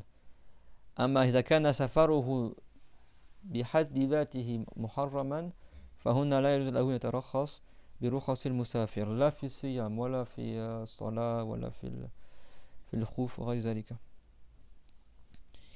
ويشترط أيضا أن لا يكون سفره معصية فإن كان معصية كمن سافر لأخذ المكس يعني الضرائب ظلما أو كان عليه حق لآدمي يجب عليه أداؤه إليه فهرب منه كان عليه دين وهو بدل يوفي دينه هرب حتى لا يدفع المال فهذا لا يترخص 3 أيام بل يمسح مسح مقيم ومثله الهائم هو الذي لا مقصد له في سفره يسافر ويقطع مسافات ولو كان طال المسافة ولو بلغ المسافة سفرا طويلا لكن هو لا يدري أين يذهب فهذا ملحق بالذي يعصي بسفره. وحتى بعض الشافعية قال حرام يعني هو يتعب دبته ويتلف ماله في سفر لا مقصد له يعني هذا شبيه بإتلاف يعني إتلاف المال يعني. لكن أنه ليس له غرض صحيح في سفره لا يترخص. الهائم ليس له غرض في سفره يسافر حتى يرى البلاد حتى يعني بغير هدف معين هذا لا يمشي. هذا يمر معنا إن شاء الله فيما بعد عندما ندرس في كتاب الصلاة. Donc là on a vu pour les voyageurs que c'est 3 jours il peut frotter sur les khouf. Donc 3 jours à partir du moment qu'on a cité tout à l'heure.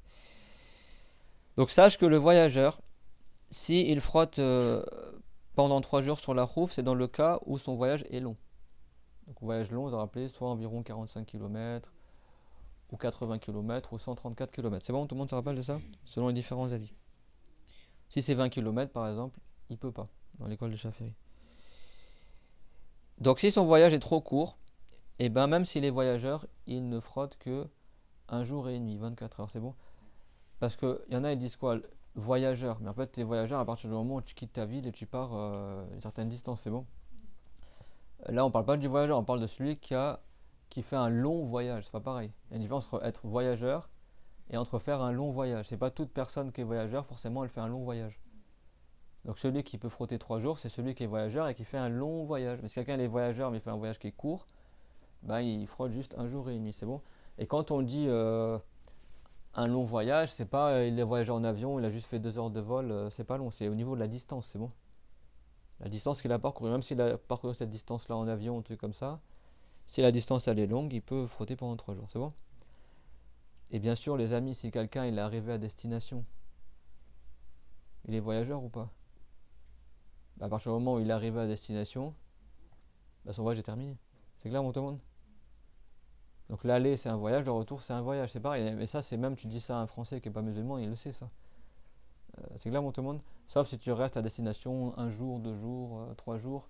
Et si quelqu'un il reste 15 jours, il va à Marrakech en avion pour rester un mois là-bas, bah, une fois qu'il est à Marrakech, son voyage est terminé. Quand tu restes un mois quelque part, tu n'es plus voyageur. Par contre, quand il va rentrer de Marrakech à Paris, ce sera un nouveau voyage. C'est clair, mon tout le monde? Donc quand il dit il peut frotter 3 jours, c'est-à-dire si lui il est sur le trajet du voyage pendant 3 jours ou une semaine, c'est bon? Il voyage à pied pendant un mois par exemple, bah, il pourra frotter les roues pendant 3 jours. Mais si quelqu'un il a fait un voyage en vol d'avion, il a fait Paris-Marseille en 1h30 en avion, il arrive à Marseille, il reste un mois à Marseille, il va pas frotter pendant 3 jours sur ses roues. Son voyage est terminé. C'est clair? Mais durant la durée du voyage, tant qu'il reste voyageur, il peut frotter pendant 3 jours. C'est clair, mon tout le monde, ça? Et une fois qu'il est arrivé, bah, son voyage est terminé. C'est quoi qui arrête le voyage? Quand il arrive à destination et qu'il ne veut pas rester moins de 3 jours complets, s'il reste plus que 3 jours complets, une fois qu'il arrive à destination, son voyage est terminé. Et c'est quoi aussi qui interrompt le voyage? Quand il rentre chez lui, une fois qu'il est arrivé chez lui, son voyage est terminé. C'est bon? Comme dans la langue française. Si quelqu'un il fait Paris-Bordeaux, quand il arrive à Bordeaux, son voyage est terminé. Quand il fait Bordeaux-Paris, quand il retourne à Paris, son voyage est terminé. C'est pareil, il fait tout ça, le mec il se considère voyageur de Paris à Bordeaux, puis après de Bordeaux à Paris, puis après... non, Paris-Bordeaux c'est un voyage, tu prends 2 billets d'avion, on a un billet aller, billet retour. C'est pas un seul billet, c'est bon, le voyage c'est... Quand tu arrives à la fin de ton voyage, ça compte comme un voyage, il se termine, et quand tu fais le retour, c'est un nouveau voyage qui commence. C'est clair, mon tout le monde? Là, ils n'ont pas compris ce sujet-là, on dirait. Bah, faut que durant le trajet... faut que le but de son voyage soit licite, c'est clair? Et il faut que son trajet soit long. Aller, un long trajet, et pour le retour, un long trajet aussi. Pour qu'il puisse profiter des autorisations du voyageur. Qu'on reverra plus tard dans le livre de la prière, Inch'Allah Ta'ala. C'est une condition également que son voyage ne soit pas un péché. C'est-à-dire que le voyage en lui-même n'est pas haram. On ne parle pas de quelqu'un qui, lui, voyage pour aller visiter sa mère, par exemple, et durant le voyage, il a fait un péché. Là, son voyage, il est permis. C'est juste qu'il a fait du haram durant son voyage. Lui, il peut profiter des autorisations du voyageur. Le but, c'est pas qu'il faut qu'il soit pieux durant son voyage. Mais il ne faut pas que l'objectif de son voyage soit le péché. C'est pas, il voyage, par exemple, là, c'était comme exemple, quelqu'un, par exemple, il y a des taxes injustes, par exemple, qu'on appelle des max en arabe, et lui, il voyage pour aller prendre l'argent injustement des gens. Ou il voyage, quelqu'un doit rembourser une dette, il a l'argent pour rembourser, au lieu de rembourser, qu'est-ce qu'il fait? Il s'enfuit dans un autre pays, par exemple, pour pas rembourser sa dette. Bah là, le but même de son voyage, il est haram. C'est clair, tout le monde? Il y a plein d'exemples. Quelqu'un, il voyage pour aller, je sais pas moi, il va aller à Las Vegas pour aller jouer au casino, il voyage exprès juste pour ça. Bah, son voyage est haram. C'est clair, tout le monde? Mais si quelqu'un, il voyage pour aller à la Mecque, pour faire son hajj, et durant le voyage, il a, je sais pas moi, il a fait un péché. On ne dit pas, ah, t'as fait le haram, donc du coup, tu peux pas raccourcir tes prières. Mais non, parce que son voyage en lui-même, il est permis. Et c'est pas une condition que son voyage soit un acte d'adoration. Il faut juste que son voyage il soit permis. Ça peut être voyager pour se promener, voyager pour visiter quelqu'un, voyager pour faire le pèlerinage, voyager pour apprendre quelque chose, pour se soigner. Même c'est pas un acte d'adoration. Et même le simple fait de vouloir se promener, ça compte. Et par contre, voyager juste pour être voyageur, ça compte pas. Ça compte comme un voyage, mais ça compte pas comme un objectif qui est valable pour qu'il puisse utiliser l'autorisation du voyageur. C'est clair ce que je dis ou pas?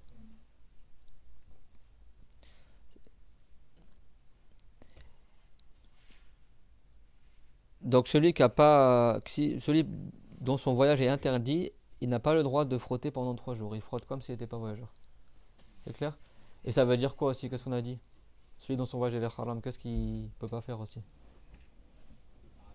Il peut pas raccourcir les prières. Il peut pas délaisser le jeûne obligatoire.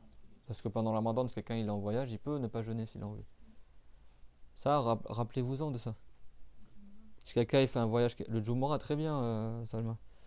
Celui qui est voyageur, non, enfin, le Jumu'ah c'est encore autre chose, mais celui qui est voyageur à la base, oui, bah ça, celui qui est voyageur à la base, c'est pas un devoir qu'il a au Jumu'ah. C'est bon? Mais toutes ces autorisations-là, à la base, c'est pour celui qui fait un voyage qui est licite. C'est clair, tout le monde? Sauf que pour manquer le Jumu'ah, c'est pas une condition que le voyage soit long. Juste que lui, il est sorti de la ville, il était en dehors de la ville, même si c'est un voyage court, mais au moment, il est sorti avant l'aube dans l'école de Shafi'i. Avant que l'aube du Jumu'ah commence, lui, il est sorti de la ville, bah, c'est pas un devoir qu'il aille au Jumu'ah de cette ville-là, mais s'il y a un Jumu'ah à côté de là où il est, il va au Jumu'ah de là où il est, c'est bon?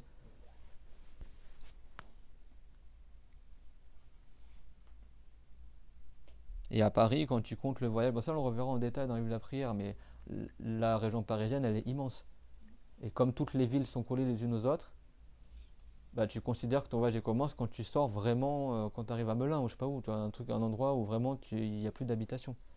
C'est pas quelqu'un, il habite à Nanterre, il va à Colombes, Colombes c'est collé à Nanterre, ou alors de Colombes il va à Courbevoie, c'est collé, il va dire mon voyage commence à partir de Courbevoie, mais Courbevoie et Colombes, il y a pas de, t'as juste un panneau, mais tu vois pas la différence. Et c'est pareil, Paris et tout ça, toutes les zones là, tout est collé en fait quoi.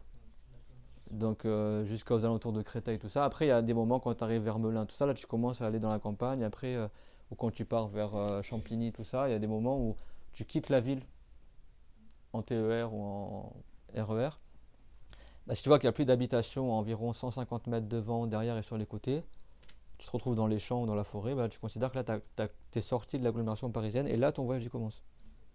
C'est clair? Mais si quelqu'un il fait 15 km dans l'agglomération parisienne, c'est que des villes collées les unes aux autres, ces 15 km là, il ne rentre pas dans la distance de voyage. C'est pas quelqu'un il prend Google Maps, à partir de sa maison, il compte la distance de voyage. Non, c'est à partir de la fin de l'agglomération parisienne. Tout le trajet que tu fais dans Paris, là, il compte pas dans ton voyage, dans la distance de voyage. C'est clair? Ça, on le reverra en détail quand on fera le livre de la prière. Inch'Allah, il y a beaucoup de choses à voir. Inch'Allah ta'ala, si on n'est pas mort avant cela.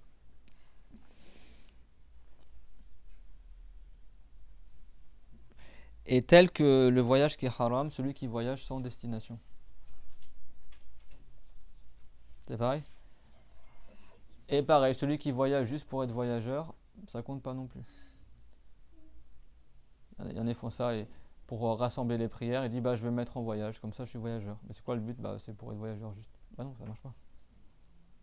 T'en profites pour aller visiter quelqu'un, ou t'en profites pour acheter des choses, ou t'en profites pour te promener. Faut qu'il y ait une intention particulière dans ton voyage. Mais voyager sans intention, voyager juste pour voyager, tu n'as pas le droit de bénéficier des autorisations du voyageur. والهائم ولو قطع مسافة قصر لا يترخص برخص المسافر. Celui qui n'a pas de destination, qui est errant, d'accord, qui voyage sans savoir où est-ce qu'il va, même s'il fait 500 km, il n'a pas le droit de rassembler les prières, de les raccourcir, etc., etc. C'est clair, tout le monde?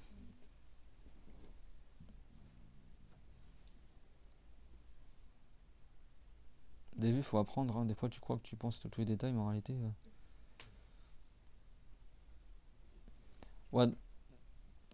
ودائم الحدث إذا أحدث بعد لبس الخف حدثا آخر مع حدثه الدائم قبل أن يصلي به فرضا يمسح ويستبيح ما كان يستبيحه لو بقي طهره الذي لبس عليه الخفيه وهو فرض ونوافل فلو صلى بطهره فرضا قبل أن يحدث مسح واستباح النوافل فقط.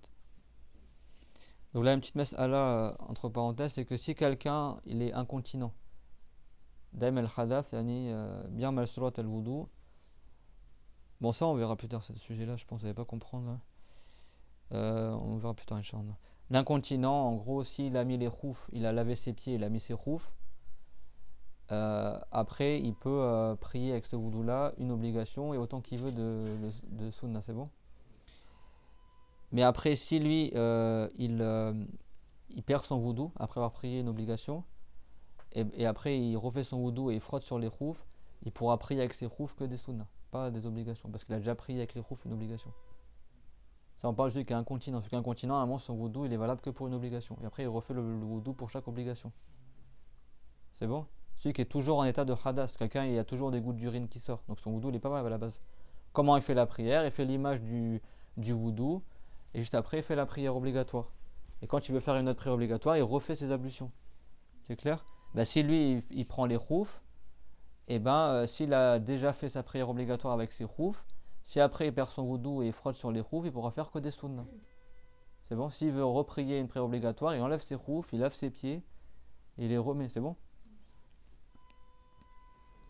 Mais en revanche chez lui, il a fait le wudu de manière complète, il a mis ses khoufs et après il a perdu ses ablutions et il n'a toujours pas fait de prière obligatoire. Et après il refait son wudu et frotte sur les khoufs, là il peut prier une prière obligatoire en plus des prières recommandées. C'est bon? Voilà, ça c'est concernant, il y a des cas particuliers pour celui qui est incontinent. Parce qu'à la base, l'incontinent n'a le droit de prier qu'une seule obligation avec son wudu. Parce que son wudu n'est pas valable à la base, c'est un wudu par nécessité. Quelqu'un a toujours des gaz qui sortent. Il perd toujours son wudu en fait, il est incontinent. Il y a des gens, ils sont incontinents d'urine, toujours il y a des gouttes d'urine. L'urine, si ça sort, ça annule le wudu. Lui, il va pas rester comme ça sans faire le wudu et pas faire la prière. Donc qu'est-ce qu'il fait? Il fait l'image du wudu, il nettoie l'urine, etc. Il met du scotch pour limiter au maximum la sortie d'urine. Et vite dans la foulée, il fait ses ablutions, dans l'intention juste de pouvoir faire la prière, pas dans l'intention de lever le hadas, parce qu'il est déjà en état de hadas. Il prie avec ce wudu là, une seule prière obligatoire. Et après, il prie autant qu'il veut de prière sunna. Quand le temps de la prière suivant, il rentre, s'il veut faire la prière obligatoire, il refait ça depuis le début.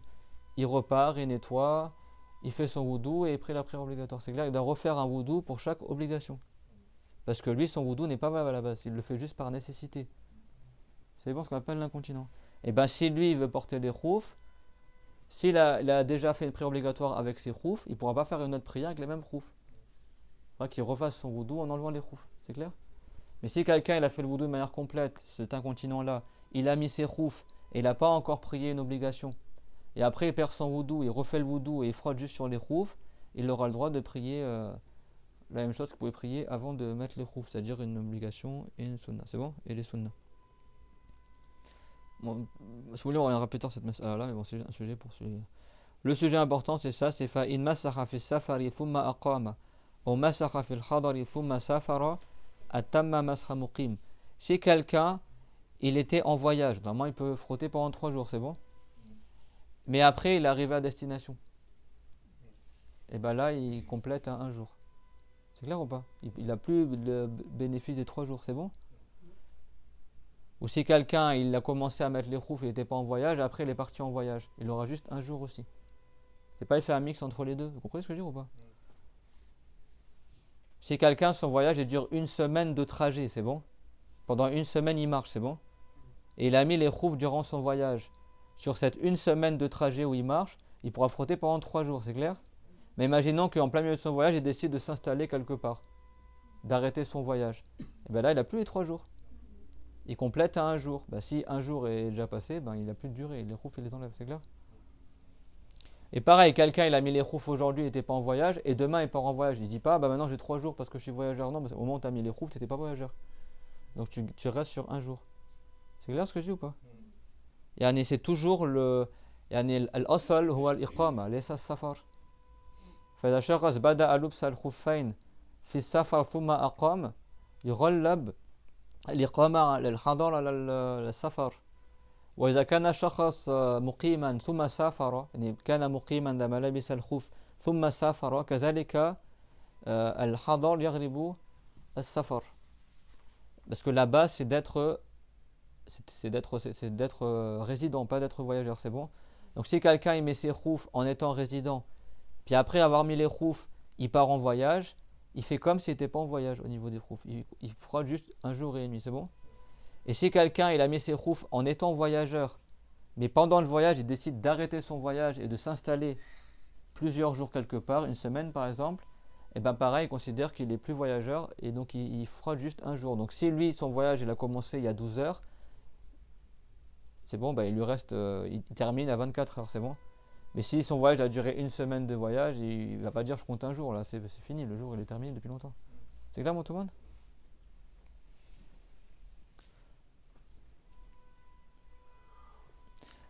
الشرح قوله فإن مسح في السفر ثم أقام أي إذا لم يمضي يوم وليلة فإنه حينئذ يتم مسح مقيم أما إذا مضى يوم وليلة فأكثر في السفر فإنه يستأنف لبسا جديدا إذا أراد استئناف المسح. يعني شخص سافر ثم أحدث من حين الحدث يحسب يوم 3 أيام. طيب فبدأها يوم يومين مسح ثم أقام. هنا لا يقول بقي لي يوم وليلة أنه خلاص مضى يومان، فهنا انتهت المدة، يعني اليوم مضى منذ زمان. أما إذا هو انتقض وضوءه منذ ساعة ثم الآن أقام بقي له 23 ساعة يمسح يكمل اليوم. C'est bon? Donc on termine juste sur ça. Si quelqu'un, parce que dans le passé les gens ils voyageaient à pied ou à cheval, donc le voyage, le trajet du voyage durait plusieurs jours. C'est bon? Aujourd'hui ça dure 1 heure, 2 heures, 5 heures. C'était pas comme ça avant. C'est bon? Donc 3 jours, c'est-à-dire pendant 3 jours le mec il est en train de faire son voyage. Si tu voyages à pied, ça dure 1 mois, 2 mois, 3 mois, c'est clair? Donc si quelqu'un lui, il est voyageur, c'est bon? Il a fait son wudu complet, il a mis ses khouf, c'est bon? Il n'a pas perdu son wudu, jusque là il a ses khouf. Après il perd son wudu, c'est bon? Donc comme il est voyageur, normalement il bénéficie de 3 jours pour frotter les khouf, c'est bon? Et pendant 3 jours il peut frotter ses khouf, eux laver les pieds dans le wudu, c'est clair? Donc lui il a fait ça le premier jour, le deuxième jour. Au bout de 2 jours, il décide d'arrêter son voyage et de s'établir là où il est, c'est bon? C'est clair, mon tout le monde? Donc il est devenu résident.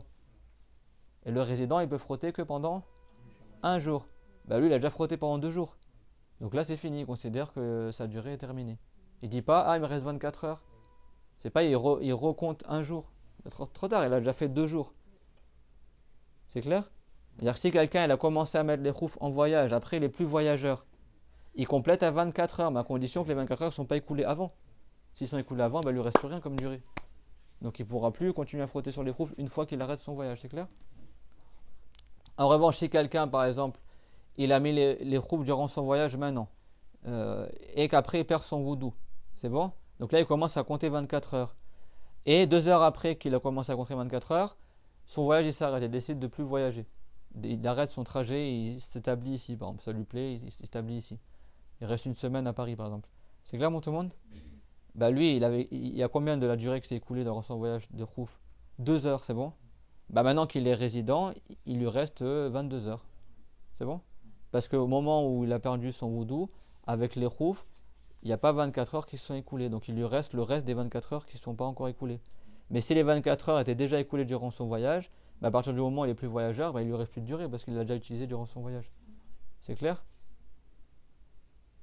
Et ça, c'est quoi la base? C'est parce qu'on fait toujours prévaloir l'état de résident sur l'état du voyageur. Parce qu'à la base, le gars, il est résident, il n'est pas voyageur. Donc c'est pareil pour le raccourcissement des prières. Hein. Et c'est pareil pour rassembler les prières aussi. Quelqu'un, il raccourcit les prières et les rassemble que durant le trajet de son voyage.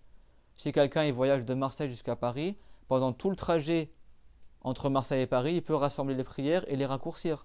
Par contre, une fois qu'il arrive à Paris, il raccourcit plus ses prières parce qu'il est arrivé, son voyage est terminé. Et pareil, s'il veut retarder la prière, il veut la faire en dehors de son temps, il la fait en dehors de son temps durant son trajet, pas une fois qu'il arrive à Paris. Parce qu'une fois qu'il arrive à Paris, il n'est plus voyageur, parce qu'il arrive à destination, où il est rentré chez lui. Donc là, il n'a plus le droit de prier en dehors du temps ou de raccourcir la prière. C'est clair? C'est pareil pour les khouf. Une fois qu'il n'est plus en voyage, il n'a plus les 3 jours du voyageur pour frotter sur les khouf. C'est clair? Est-ce qu'il y a des gens qui ont des questions sur ce qu'on a vu aujourd'hui? C'est bon pour tout le monde? Et on n'a pas terminé encore le chapitre, mais on terminera la fois prochaine, Inch'Allah. La fois prochaine, on complétera le sujet du voyageur et on verra pour terminer qu'est-ce qui annule les khouf. C'est clair? Et on aura terminé, Inch'Allah, chapitre des khouf. C'est clair? Donc vous avez vu, ceux qui frottent sur les chaussettes à l'école, ils connaissent même pas le tiers du 10e du chapitre des khouf. Faut se poser des questions, quoi. Et ça, c'est un chapitre juste pour remplacer le lavage des pieds dans le wudu. Hein. Donc si quelqu'un il ne maîtrise pas le chapitre, il ne met pas des khouf. Il lave ses pieds dans le wudu sans porter des khouf. C'est clair, mon tout le monde? Subhanallah wa bihamdihi la quwwata illa billah.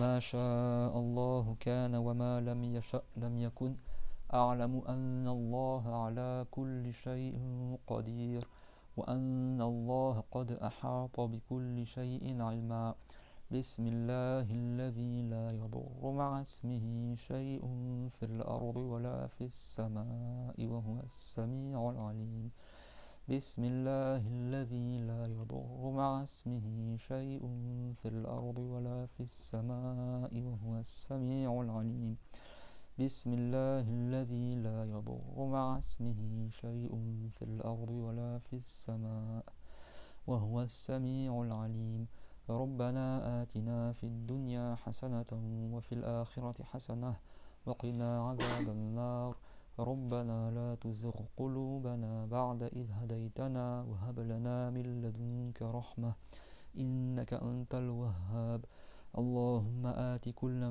منا سؤله من الخير واغفر لنا وللذين سبقونا بالإيمان واحفظ إخواننا في فلسطين وسوريا واليمن ولبنان ومشارق الأرض ومغاربها اللهم الطف بالمسلمين اللهم اضرب الظالمين بالظالمين واخرجنا من بين أيديهم سالمين مطمئنين يا الله وافضح المنافقين واجز عنا محمدا واجز عنا محمدا خير الجزاء وسائر النبيين ومشايخنا ومشايخ المسلمين ومن علمنا واغفر لنا وللذين سبقونا بالإيمان لا إله إلا الله اللهم صل على محمد وعلى آله وجميع النبيين وسلم رب اغفر لي والمؤمنين والمؤمنات. Et on récite la Fatiha pour nos frères et sœurs qui sont décédés au Liban et ailleurs. Et pour que Dieu préserve les musulmans dans les pays du Cham, en Palestine, au Liban, en Syrie, au Yémen, tous les gens qui tuent les musulmans en ce moment, à notre époque-là. Que Dieu nous préserve des complots des gens qui n'aiment pas l'islam et qui fasse miséricorde aux gens qui sont décédés parmi les musulmans. Amin. أعوذ بالله من الشيطان الرجيم بسم الله الرحمن الرحيم الحمد لله رب العالمين الرحمن الرحيم مالك يوم الدين إياك نعبد وإياك نستعين اهدنا الصراط المستقيم صراط الذين أنعمت عليهم غير المغضوب عليهم ولا الضالين آمين. بارك الله فيكم.